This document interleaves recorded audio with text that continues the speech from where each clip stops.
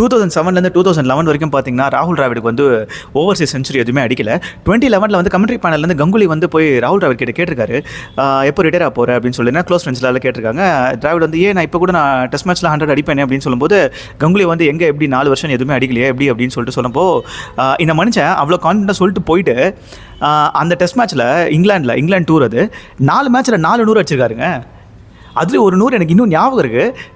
எப்படின்னா ஓப்பனிங் இறங்கிட்டு கடைசி வரைக்கும் ஆடுவார். இந்தியா ஃபாலோ ஒன்ல ஆல் அவுட் ஆகிடும். இவர் வந்து பேட்டை கேரி பண்ணிட்டு உள்ளே போவார். ஒரு டீ குடிச்சிட்டு வந்து மறுபடியும் செகண்ட் இன்னிங்ஸ் ஆடுவார். ஆக்சுவலாக ஃபஸ்ட் இன்னிங்ஸில் நாட் அவுட். இந்த மாதிரி ஆடிட்டு இருப்பாருங்க மனுஷன். ஸோ இதுக்கு முன்னாடி உங்களுக்கு எந்த லெவலில் இருக்கீங்க, நீங்கள் எவ்வளோ டவுன்ஃபாலில் இருக்கீங்க மேட்ரு இல்லை.